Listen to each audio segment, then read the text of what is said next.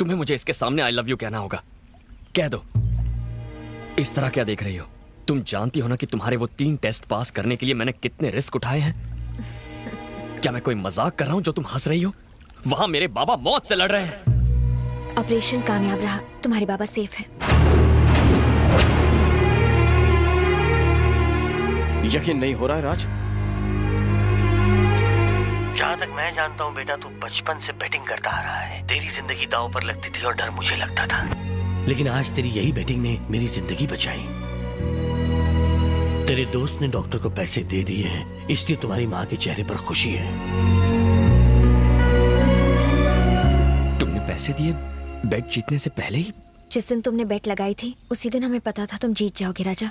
तुम इस बेट के बारे में कैसे जानती हो? वो बेट लगाने के लिए मुझे इसी ने कहा था। हाँ राजा, तुम अपने बाबा को बचाने के लिए मेरी जिंदगी में आए हो, पर मैं अपनी मर्जी से तुम्हारी जिंदगी में आई हूँ। मैं 13 साल से हर बेट जीत कर भी हारती आई हूँ, लेकिन तुमने जिंदगी की हर बेट जीती है। दूसरों को हमेशा मदद करने का तुम्हारा स्वभाव मेरे दिल को छू गया। मेरी फैमिली के सामने लव लेटर देने की तुम्हारी हिम्मत पर मैं फिदा हो गई। मेरे घर में आकर मुझे गुलाब देकर तुमने बहादुरी दिखाई। मुझे सिक्योरिटी से आजाद करवा के इस दुनिया से रूबरू करवाया जिससे मैं बेखबर थी। तुम्हारे पापा का ऑपरेशन अगले दिन होने वाला था, फिर भी तुम मुझे मुसीबत में छोड़कर नहीं गए। मैं तुम्हारी एहसानमंद हूँ। तुम्हारे अंदर 100 लोगों का गुरूर है, 1000 लोगों की ताकत है और लाखों लोगों का दिमाग है तुम में। इसीलिए मैंने अपने बचपन के खास दोस्त जेम्स को तुम्हारे पास भेजा। बैटिंग तो सिर्फ बहाना था तुम्हारे पास आने का।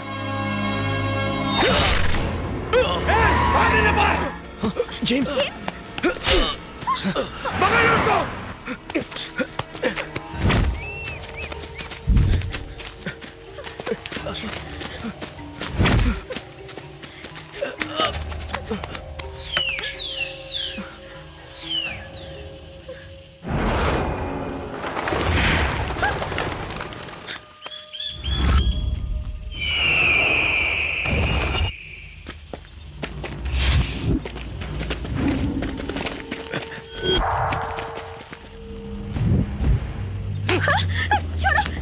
ए, हाथ छोड़ दे वरना तुझे जान से मार दूंगा।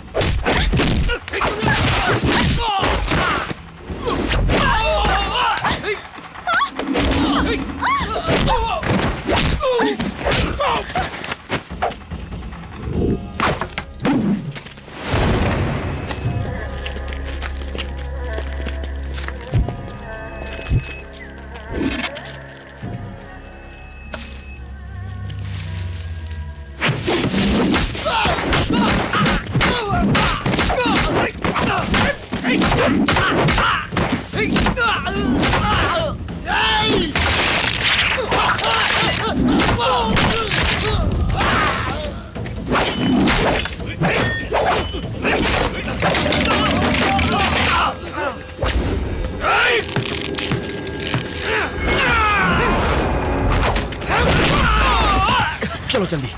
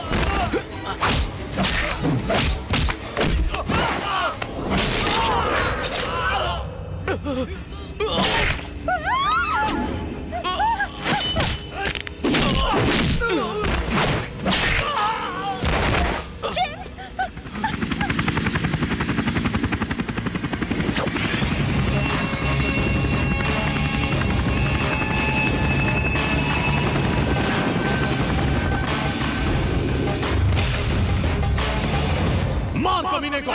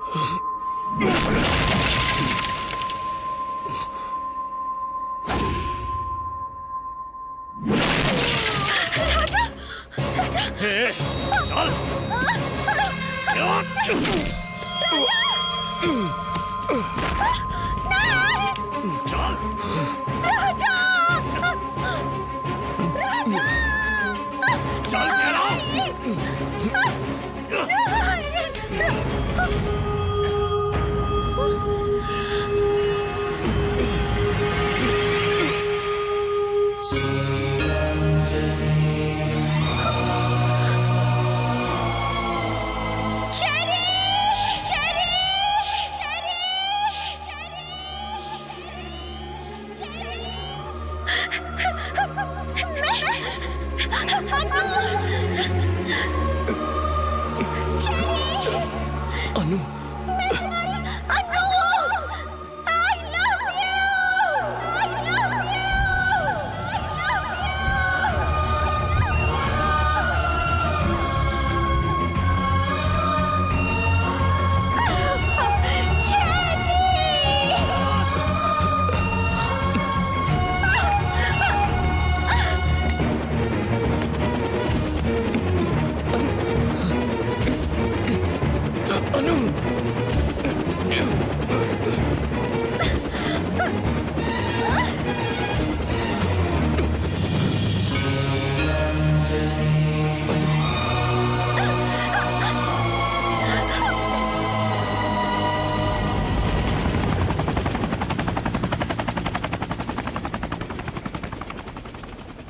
राजा। जेम्स, उसका नाम अन्नू है। ये तुम्हें कैसे पता? मेरे माँ बाप के अलावा सिर्फ अन्नू ही मुझे चेरी बुलाया करती थी।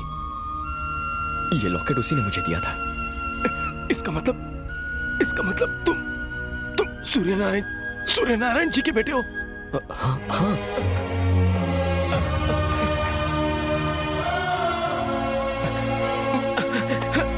ओह गॉड, एक मिनट।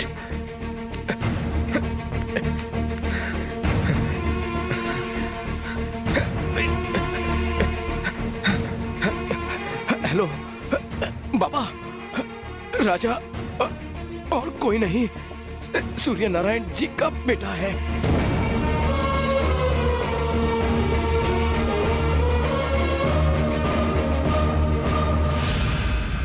चलो हॉस्पिटल चलते हैं। मेरा जिंदा रहना उतना जरूरी नहीं है जितना तुम्हारा सच जानना जरूरी है। तुम एक बहुत बड़ी सच्चाई से बेखबर हो। तुम्हारे पिताजी ने जो पूजा करवाई थी उसमें जो हादसा हुआ था वो हादसा नहीं था, वो धमाका जानबूझकर करवाया गया था।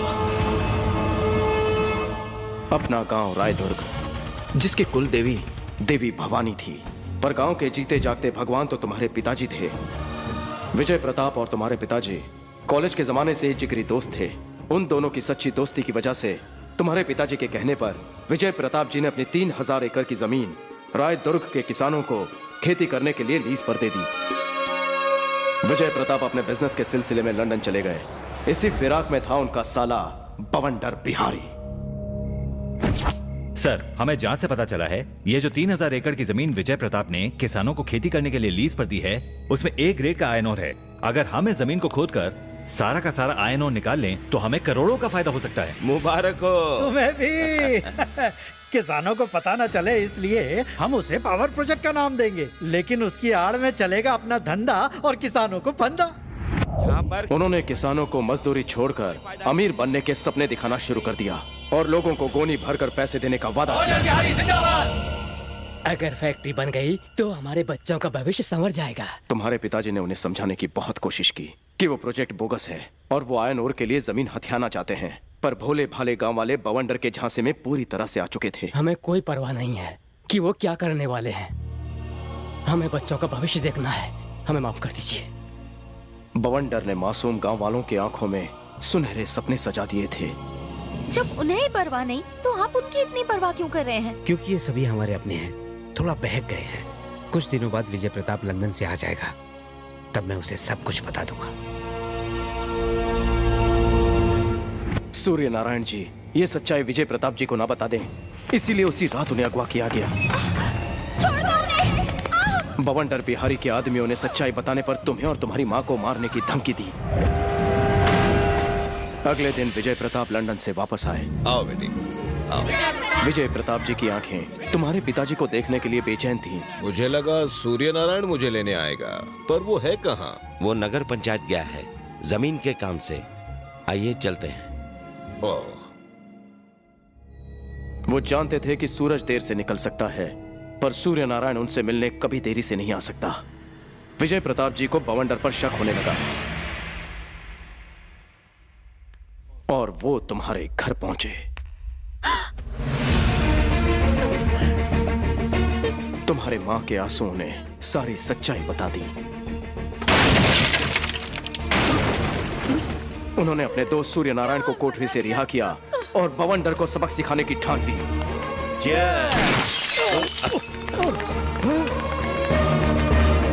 जीजा जी, खामोश! बवंडर, यहाँ से अभी निकल जाओ। बवंडर ने जगह तो छोड़ दी, मगर जमीन का लालच ना छोड़ पाया। अब ये जमीन सिर्फ और सिर्फ किसानों की होगी, अब कोई लीज नहीं होगी। आने वाली पूनम की रात को मेरी बेटी माधवी का जन्मदिन है और उस दिन देवी दुर्गा भवानी के महायज्ञ में मैं जमीन के सारे पेपर्स अपनी बेटी के हाथों से किसानों में बांट दूंगा। अगर आप ऐसे हालात में उनकी फैमिली पर हमला करेंगे तो सारी प्रॉपर्टी ट्रस्ट के नाम हो जाएगी। अरे ये मोटी मोटी किताबें लेकर क्या कर रहे हो तुम? कोई रास्ता ढूंढो। एक रास्ता है।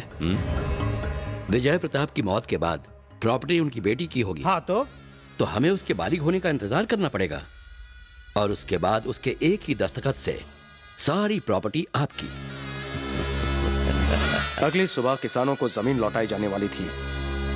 पूरा गांव खुश था जैसे कोई त्योहार हो, पर जैसे ही तुम फूल लेने गए वो हुआ जो किसी ने नहीं सोचा था।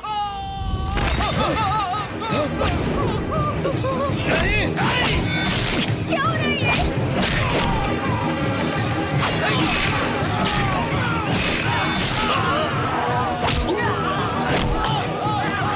सूर्या!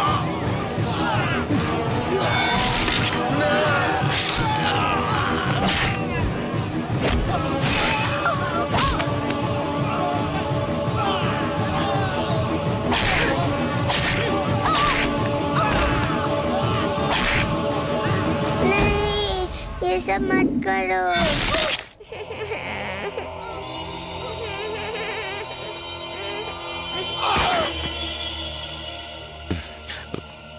रो मत बेटा, आज से मैं मामा नहीं तुम्हारा पापा हूँ। बवंडर बिहारी ने माधवी को गले लगाया और उसकी जायदाद का बाप बन बैठा। उन दरिंदों ने पुलिस के सामने उस साजिश को ट्रांसफार्मर का धमाका बताया। जिस जमीन पर किसान अनाज उगाने वाले थे वो जमीन उन्हीं के खून से लथपथ थी। तुम्हारे पिताजी उस जमीन के लिए लड़े और उसी के लिए अपनी जान कुर्बान कर बैठे।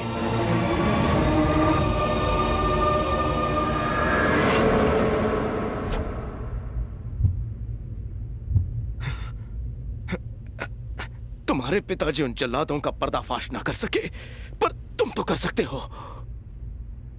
उन गद्दारों को अंजाम तक पहुंचाने के लिए मैं जिंदा हूं। ये रहे उस 3000 एकड़ जमीन के कागजात। जाओ, पिताजी की अधूरी इच्छा पूरी करो। जेम्स,